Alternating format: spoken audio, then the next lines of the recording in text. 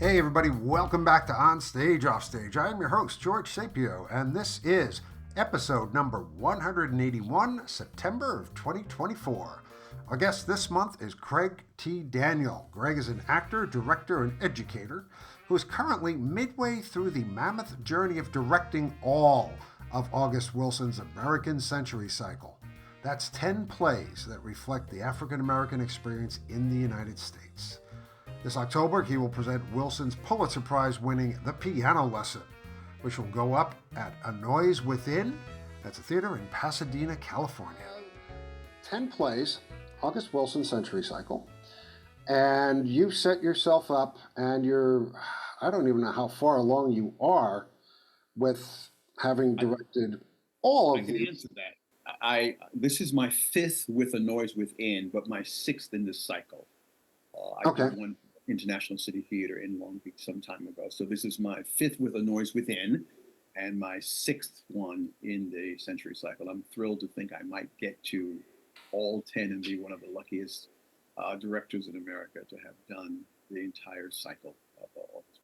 Yeah, that is no small feat. It's not. It's not.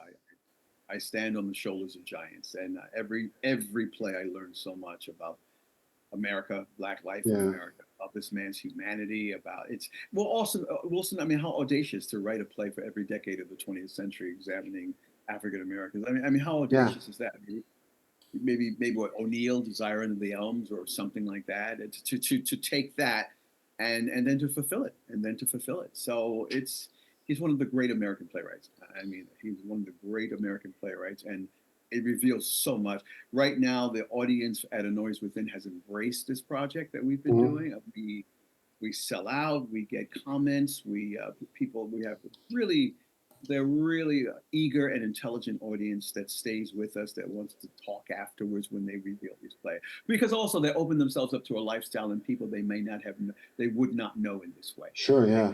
Rather than having to read some staid or dusty tome on the past, the fact that they get to see 1910. Well, Piano Lesson is like part of the jewels in the crown, but there's two Pulitzer Prize winners. One is Fences, and the other is The Piano Lesson. Not only do I get to work with 10, but I get to work with two Pulitzer Prize winners. And this is an amazing play. It was just done on Broadway about a year or two ago with Sam Jackson, directed it. It's something we've wanted to do for years now. When we first started out, we wanted to go, and when I say we, I meant A Noise Within, and we wanted to go in order. But we learned very quickly that not all the plays are available at any set time. And I was going to ask you that, whether or not you were going to do them in order. Yeah, the estate couldn't, because they're movies now, since Denzel did Fences, and I think, was it Netflix that they did Ma Rainey's Black Bottom? So some of them are tied up with possible future television or film. So you ask the estate, and the estate is kind and say, well, that one's not available. However, you could have these. You could lease these. So we wanted to do Piano Lesson for some time. We finally got it, and I'm thrilled with it. What an amazing! This is a play also that Charles Dutton won the Tony Award for Best Actor. Right, exactly. Yes. Premiere on Broadway. So this is an amazing play. This play is about legacy. What happens? How do you honor or ignore your legacy, particularly if it's a painful one? Within this piano, this family heirloom. There's a brother and sister, one who wants to sell the piano to buy land, and another one who just wants to preserve the piano for what it represents in their heritage. Yeah. And they're both equally as passionate as what to do with the piano. But it's about past versus the future. Yeah. Yes, it's about, of course, the history of enslavement in America.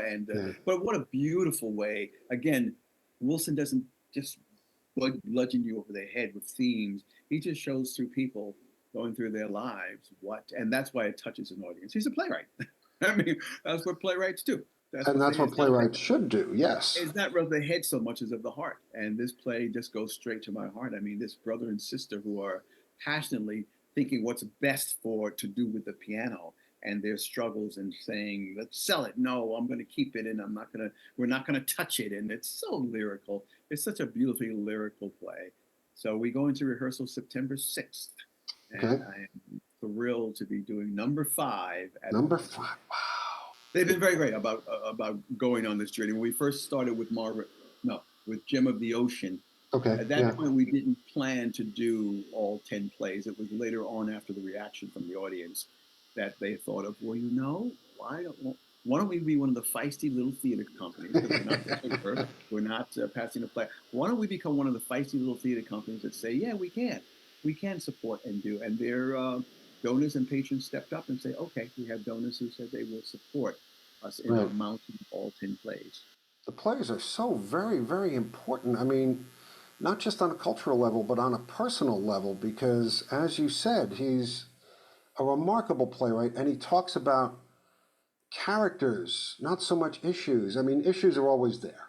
We know that, okay? They're inbred. They're part They're, of the DNA. it's exactly, it's part of the human condition. Right. But the way to get through to other people is to show them what it means to one or two people, how they're affected by it. Because if you can buy into that character, I tell you, that's exactly right. And I can't tell you how many times people have come up to me, not in my specific racial group, who said, "Oh, that's my uncle. Oh, that was my brother. Oh, yeah, that was my cousin. That was my folks who just openly embrace whether they're Asian, whether they're what doesn't matter. They'll just see a type. They'll see a reflection of themselves, of their family, of the relationship in their life that is embodied within this play, in the dynamics and the themes in this play. So I can't tell you how many people seek me out at the end. I don't know who they are, and they say, "Oh, that was just like," and they relate it to themselves. The investment in is what always makes theater such a pleasure. yeah. When the investment by an audience sitting in a dark room with strangers, but the Mm-hmm. investment becomes as if you're speaking to a family, and this play and the entire cycle does that. Yeah, People embrace something they probably did not know, but in some ways they do know because they know relationships. sure. Are there any moments that in directing these plays that you've the Wilson plays that you've done already that were challenging to you as a director as far as mining the material, examining the characters, working with the actors to present something meaningful, something unique, something genuine on stage? Well, as you know, casting is so important. So I Absolutely, look for yes. actors who are adroit with the language. I mean, this language very much is very musical. The musicality of it, you have to be able to honor the poetry because Wilson was a poet before he became a playwright. Right. So there's poetry all through. So you have to have actors who, are, in some ways, almost classically trained because they have to deliver the poetry and the beauty and the musicality, but they also have to deliver the meaning of what the line said, is saying. So I cast very, very carefully. And thank God there's an abundance of talent in Los Angeles. Forget this. New York is where, or Chicago is where theater exists. I mean, I've heard there's a few actors in LA, yeah. that elitism. I say elitism, but believe me, there are some dynamic and Yeah. wonderful actors. I could cast some of these productions twice over, three times over. So many actors come in. Also, I approach each play as if I'm in awe of. I never approach a play thinking I know what I'm doing. Right. I approach it with some dread, which is good. I approach it with, there's a question embedded in this play. Yeah. Don't know if I found what it is. I don't know if I can quite solve it or mine it. But so I come from a really large, okay, we're all going to learn this together. We're Yeah. all, because I have some ideas. I have some things worked out, some blocking wise, but oh my God, a Pulitzer Prize winning play set in the 30s. What do I know about that? I mean, what do I know about sharecropping and picking cotton? And what do I know about? I don't assume. Oh yes, I'm African American. I know all about slavery. I know enslavement. No, I don't. I don't. So I approach it with just a real wonderful sense of just learning and awe and okay, teach me as I go along. And again, I have very talented and also generous actors and design team who don't mind sharing. I mean, that's the kind of room I try and curate and create, the kind that where an idea from my lighting designer or my set designer sometimes solves a moment for me. Sometimes it solves. Why don't we move that? I don't like. Can we move that chair, that table over there? And suddenly, like, of course, that opens up the whole. Oh my goodness!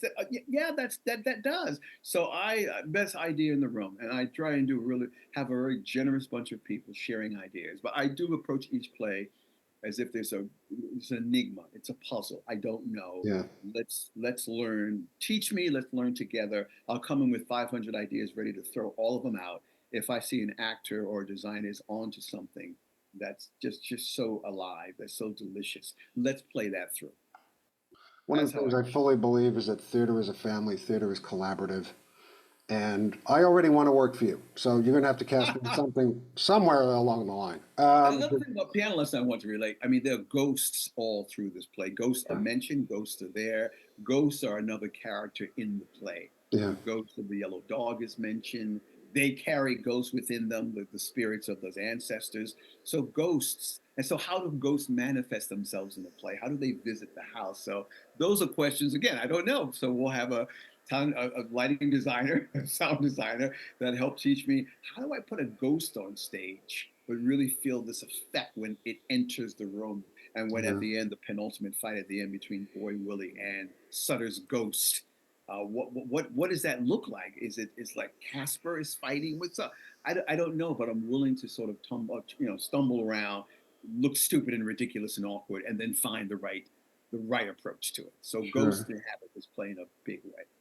Discovery is one of the most beautiful things about doing the process of theater, and it's those joyous epiphanies. I would think that ghosts are real to somebody. Yes, So if they are real absolutely. to somebody, then they're real to the audience. That's right. Yeah. That's right. And they inform and inhabit people's psyche, people's physicality, their attitude toward life, particularly when you have a legacy here of pain, because of the enslavement of this family. You have a legacy of pain. So what do the ghosts want? What are they trying to tell us? What are they trying to prevent us or spur us on to do? That is so interesting and some. Ooh, it's well, it is. It's like it's very direct. I mean, so why put ghosts in the play, Mr. Wilson? Why do that? And it's up to us to find out for our production Right. how to manifest ghosts. Because the past is what makes you who you are in the present today.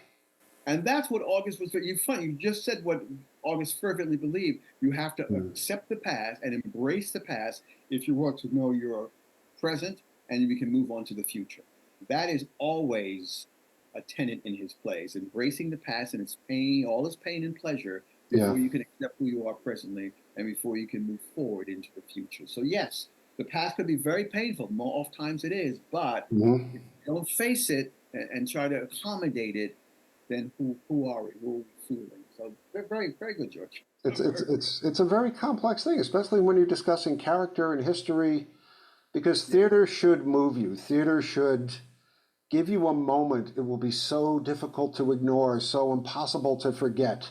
This is our way of sharing stories about who we are, who we've been as people, as individuals, as cultures, and it's live. It's right there. These are real people right in front of you You'll never be the doing same this. again every And night. And yes, every night, as you watch, as I've watched before in previews, and every night the audiences, the alchemy that happens between the audience and the actors, how it influences the production. I mean, of course, we keep the same blocking and all the cues, but as you know, I'm saying it's just sometimes it's interesting how the audience can be so quiet.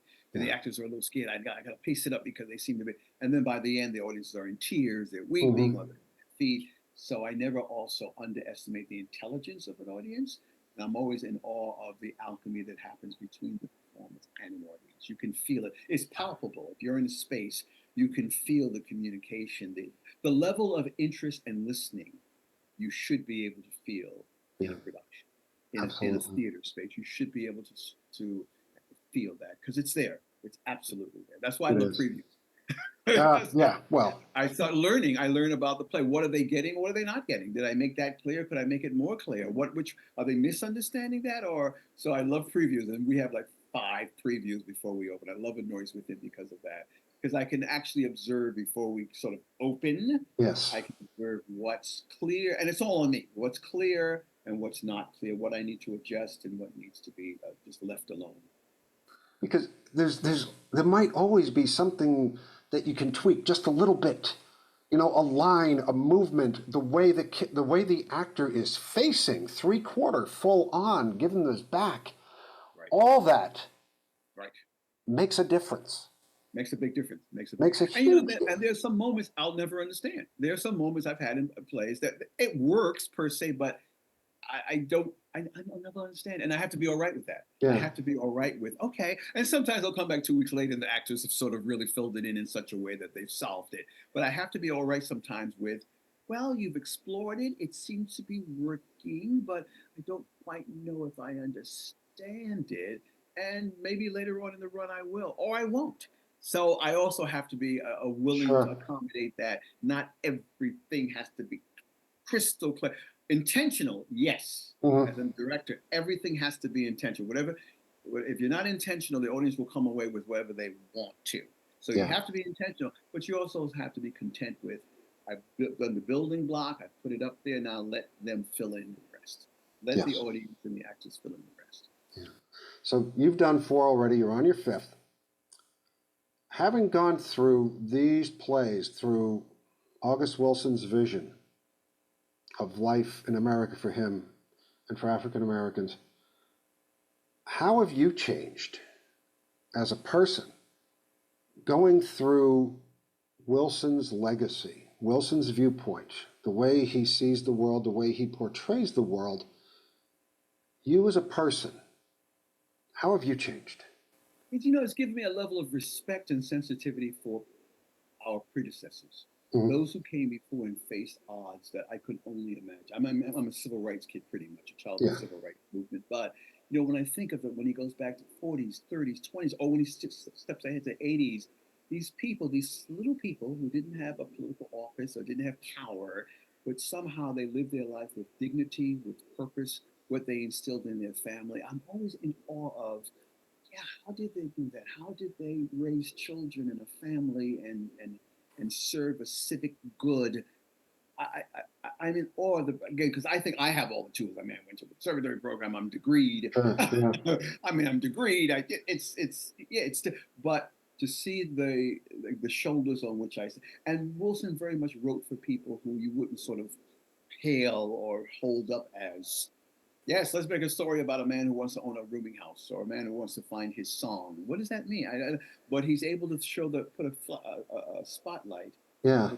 is in on those little, quote, little people who somehow through their struggle made my purpose here in life so much easier and my existence so much richer because of what they went through. And I think, again, civil rights movement and those people who often sacrifice great bodily harm, sometimes their lives, sometimes their jobs, but their sacrifice really made a difference. And I see through the cycle of the plays how each generation wanted better for the one after them.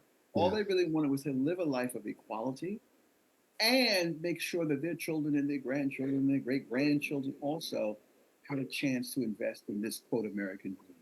Yeah. So I get that sense of, I've learned so much about the people who have put their lives and on the line and how they've enriched and enabled us to move forward. Otherwise, I don't know where I would be. If that makes sense, I hope that makes some sense. I've learned that through each play that I've done.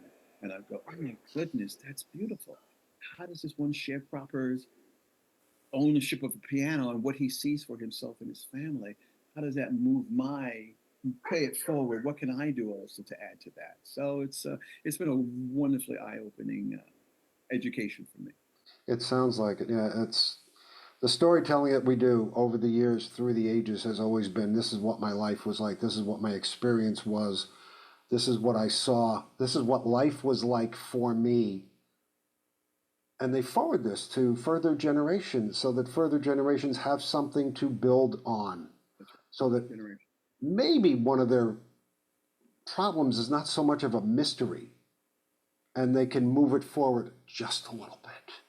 Just move forward. That's beautiful. That what you just said is it's and that's what just driving so many of these plays, a chance to create an opportunity for the next generation and the next one to not have to face the same inequality, hatred, bigotry, whatever, but to be able to realize and be fully enfranchised citizens of the United States. And they're very American stories, and that's why I love them as well. They're American stories. This takes place in America. No other place it could have. This is an American story, so let's celebrate it for what it is, just like at the Kentucky Cycle or other plays which are richly American. Yeah.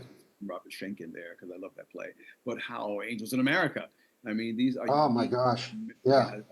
Yeah, these are Yeah. uniquely American plays that happened on our shores, in our culture, and they should be celebrated for what they teach us about who we are as a nation, as well. It's an unbelievably valuable resource. Yeah, but I've looked you up on Wikipedia, and I mean, I'm Oh, great! scrolling through all this stuff that you've done, and I'm scrolling and I'm scrolling and I'm scrolling. You're still doing more stuff over the past, I don't know, 25, 30 years. And part of it is A, how do you manage to do so much with one life? But your acting career has been almost nonstop. Mm. As you just told me, you're teaching at USC, and you're also the artistic director of Lower Depth Theater Ensemble. Do you sleep? Do you? I mean, when do you go home to change clothes? Do you eat very? It's You're Yeah. a very very busy person, and it's all artistic, and you're living the dreams, I think, of more than one person. But you started off as an actor, right? So I mean, Yeah, my training was an actor. I was at NYU many moons yeah, ago. I trained was as an actor. When I started doing regional theaters, when I got interested in directing, I had some very kind directors along the way who would answer questions that clearly weren't about acting in character. They were right. about other things, other parts of the departments in the play. So I had some wonderfully generous artistic directors and directors who would take me under their wing and show me and allow me to ask those questions. So then I segued into directing, and I wanted to do both. I reached a point in my life where acting was wonderful, but I also wanted to deal with what is set design, costume design, Sure. projection design. What does that all add to the understanding and the fulfillment of a play? So I'm just damn lucky that I have an opportunity to do these. I'm damn lucky I have an opportunity to do these. Theater is not easy It's to not. move And that's around why in. every play is my last one. That's why every play. Yeah, I'll give you a secret though. It's my directing that actually informs my acting, and my yeah, acting informs my directing. And you understand since you do it all as well, and yeah, you're a playwright as well. Each one teaches and leads. I'm a much better actor because I'm a director, and I'm a much better absolutely. director.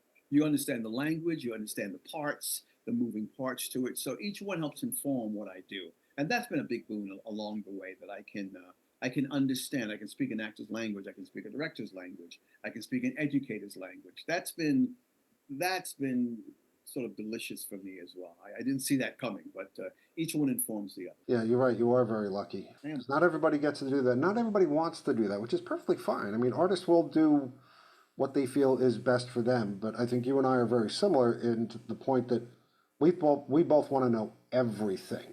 Yeah. All right, Yeah. I've done sets, I've done lights, and I've read.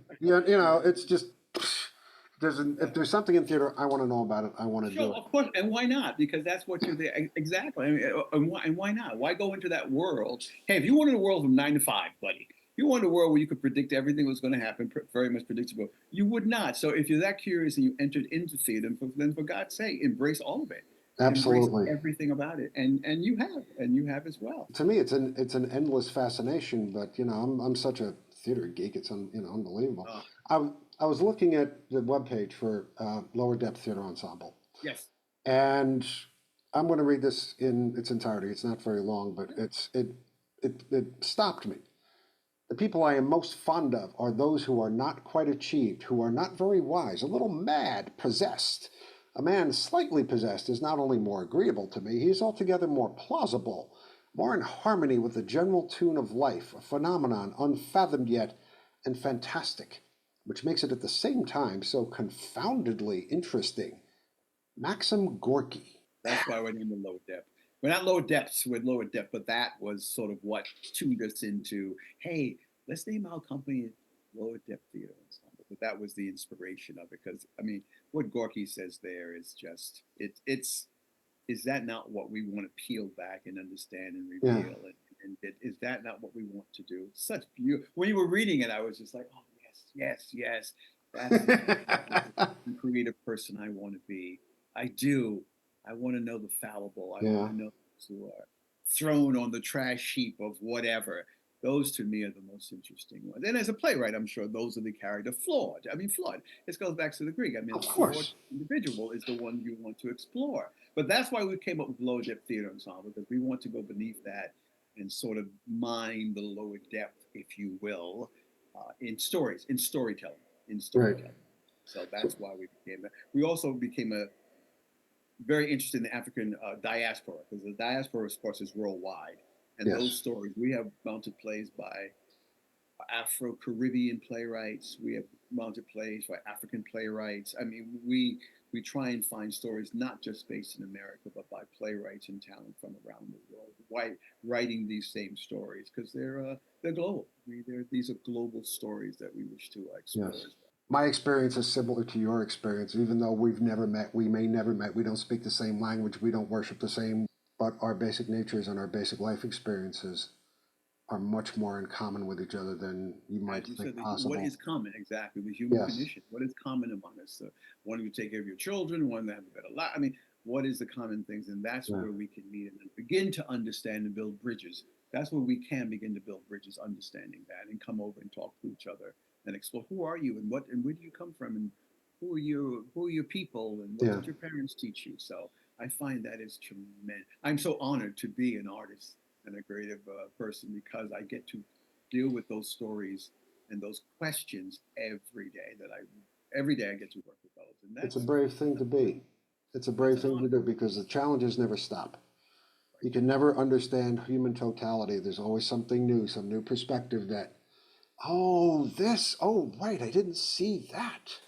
And Yep. life events change things. I mean, here in Yes. America, after the murder of George Floyd and Black Hmm. Like Me movement and the pandemic, I mean, life changes. Life Yes. changes and asks different things of us. Suddenly, now we're talking equity, diversity, and investment and diversity. I mean, it's suddenly their questions change because our ages are changing and events are swirling around us. Those Yes. few years with the pandemic and the calls for Black Lives Matter, that's changed the landscape of things profoundly. So that's also gas too, in that Yeah. you take you you observe, you take it in and realize this generation, this age wants different answers. They have different questions, so Yes. it requires different answers. So the storytelling must be as dynamic, and that keeps me also learning, because I feel like, okay, we're in a time now where we're mounting different kinds of stories and trying to find other things now. If that makes Yes. sense. I want to ask you, because you do all of this. Theater is live. Theater is in a rehearsal room. Theater is always up front. We know what it is, but it's so much different than acting in front of a camera, doing TV shows, doing movies. How do you need to adjust to go from one to the other? Because as most actors know, you can raise an eyebrow on film and get an award for it. You raise an eyebrow on theater, and somebody thinks you've got a problem with Right. with yeah. I think the approach is the same. For me, the key word after decades of doing this is containment. You still want the engine revving and racing, but you want to contain it and let it sort of cook in an intensity, if that makes any sense. I mean, the whatever it is I want. Yeah. In the theater, obviously, I have to project. I have to understand so they see what I want. But if I'm in front of a camera, I want something just as badly, but I'm containing it in a way that's keeping the engine revving, keeping it as alive and vibrant, but I don't have to be as big about expressing it. So, because you see it in the eyes. You can tell Yes. when someone's performance is alive and wow, it's just sizzling, because they have something internally going on that's keeping their wants, their needs, and the conflicts just as intense, but they're containing it because this thing is right in front of them. So they don't have to reach the person in the 10th row of the balcony up there. Yes. This is going to help them do that. But if it's not charged, as I tell my, if it's not charged, it's going to read. Hmm. If it's flat, if you're just saying a line, it's gonna you can't hide also in front of the camera. It's gonna read as, okay, that's pretty mediocre. That was a pretty mundane reading. But if it's charged, just as charged as if you were standing on a live stage, Yeah. then you got something there. So I trust that this is going to do some of the work by being so close, but I have to bring the level of need, desperation, intensity, want. If I don't bring that, then the performance is flat and dull and predictable. Yes. I want to see actors that I don't know what's going to happen next. I'm not sure, even in this scene. Ooh, are they going to cry? Are they going to hit someone? Are they going to? I mean, the most fascinating performances have some unpredictability to them. Sure. So I always tell my students that they keep the engine revving, keep it as intense, but you just don't have to project it as much. But make sure it's there. Or if it's flat and not charged, you can't hide. What do I say to my students to blow hard? Is when when you're on stage, the mask comes off, and when you're off stage, the mask goes on. Mm. Wow, that's a whole nother show worth of talking about. I don't know where I got that from, but I just know that when you're on let's stage, the mask comes off, and when you're off stage, the mask goes on. So if you're going to be on stage, take the mask off and yeah, let it rip. let's talk about your students. What do you find is most important to give them, and what kind of questions are they hitting you with? Well, they want to be challenged. They want to climb mountains. They want to, Mr. Daniel, that Professor Daniel, just, you can abuse me. You can be rough with me. I always get that inevitably. Okay. You can, it's like they feel like they need to be beat up. So I try and, there's a difference between dangerous and I try and give a safe space for them, Mm-hmm. but to take risks. And the same thing with professional actors, a safe space to take risks, to explore. I want them to explore who they are and learn the craft along the way. There's a craft to acting. It's Yes. not, there's a craft. There's a, to understanding objectives and understanding conflicts and subtext and all that. That's a craft. That's just not something you wake up one day and know. You may have talent. I'm not saying talent didn't get you into the program, but I'm Right. not okay. I'm thinking everyone here has talent, but now I need to teach you a craft and a technique of how to use that. I also think versatility is one of the things I emphasize. You'll have a longer career, as certainly if you can do on stage, if you can do film, if you can do television, sitcoms, our episodics, I mean, you'll have a longer career. So versatility, the ability to be able to morph into comedy drama, whatever, it's essential if you want to have a long career. So I try and Right. give them the breadth of. I also try and tell them that it's not about being out of the program 5 years or 10 years. If it happens, it may take 15, 20 years down the line. It Yeah. may take some more. So, what is your level of investment? If you want to leave, I'm like, fine. After 5 years, if you decided you've had it, you want to go back to, I don't know, being in law school, that's fine. Take the Yeah. LSATs. But it may take some time for you to begin to work and make a living at this. So, I just give them a sense of Yeah. what they're capable of, but also have a strong craft and technique to invest in. It is possibly the riskiest vocation a person can walk into because it's not based on knowledge, it's based on partially talent, it's based on being able to learn from minute to minute. And you're Absolutely. competing as much as you love these other folks. There's 200 people at this audition.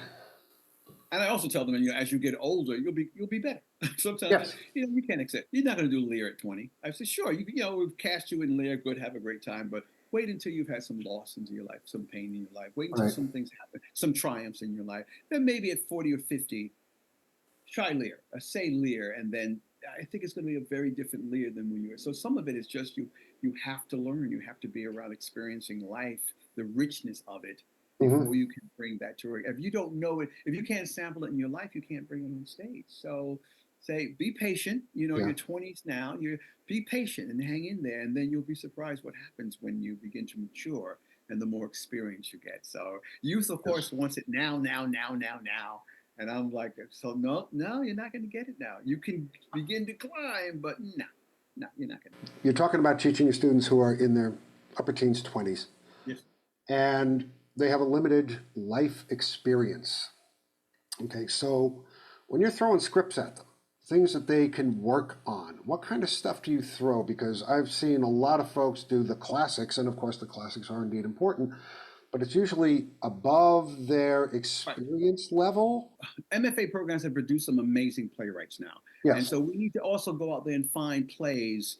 I mean, everyone from there's so many playwrights now that the classics are the classics, but there's yes. some really bold playwriting out there now. Some wonderful playwriting. I mean, Neil LaBute, and it's just so whatever. So I throw plays at them that are purposely sometimes contemporary because they may understand that a little better. Yeah. And it's not like dipping, slumming or anything. There's just amazing amount. Paula Vogel and people who have just, and even younger, the one who just read the Pulitzer Prize for Fat Ham, this young Oh, African American yes. man, Yes, yes, James yes. Imes. James Yep. Imes. I mean, so I will throw, because it's all to me also to not just keep saying the classics, the classics, the classics, but what new playwrights or up and coming playwrights are out there that you should be exploring as well. That's a vital part of their education. Yeah. I don't just have to give them the classics. I can give them playwrights who are well on their way. I mean, they're winning Pulitzer Prizes, they're being mounted all over the country, and some of them are very young playwrights. So I equally have to study and open myself up to these up and coming playwrights. And God knows there are just so many of them, and they're good. They're good. Who's this young man that wrote? Oh, Matthew Lopez. Oh my goodness. There's just so many wonderful playwrights out there. So I avail myself of them and give them material like that as well, not Good. just the classics. Good. Gregg T. Daniel, this has been such a wonderful chat. I am so glad we found each other. It's to you, George. so good to meet you and same here. To learn about you. This is this has been wonderful. Thank you so much. Tell us one more time about Piano Lesson, when it goes up, where it goes up. We go into previews October 13th, and we will run until November 10th, 2024. It is at A Noise Within Theater in Pasadena. The Piano Lesson, October 13th through November 10th at A Noise Within.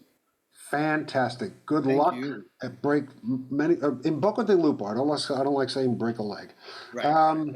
I say take wings. We say take wings. That's also lovely as well. Thank you so much for being here. Thank you. You've been wonderful. I mean, you're one of the most, because you are a director, playwright, you're one of the most informed people I've had to interview with. Usually I'm sitting there, I know I'm teaching them because they have no idea. No, really. And I'm not just saying this as a gaslight. You are one of the more informed interviewers I've ever had, because you know the world that we come. You're not just. Thank you so much for that compliment. No. Just continue writing. Nothing's going to stop me. Good. Yeah. It's our life's blood, baby. How do you get an elephant out of the theater? You've heard this before. How do you get an elephant out of the theater? How do you get an elephant out of the theater? You can if it's in his blood. Love it. And with that corny one, I will leave you, sir. You got it. Be well. Take care. Hey kids, thanks for listening to Onstage, Offstage. Onstage, Offstage is produced monthly, and all of our shows can be found at onstageoffstage.org and also on Podbean, Apple Podcasts, Spotify, iHeart, and Google Podcasts. If you enjoy what we do, please recommend us to your friends. Don't forget to like us on Facebook and follow us on Twitter at OnOffStage. And if you are a theater artist with an upcoming project or interest, or know of someone in the theater world who'd make good chat, by all means, send us a note at onstageoffstagepodcast@gmail.com. Our theme music is Don't Worry, Be Frappy by the composer Max Dickinson. You can find a lot more of Max's magnificent music on SoundCloud. I'm George Sapio. Thanks once again for listening, and please be kind to those with whom we share this rock. And as always, happy theatering to all of you.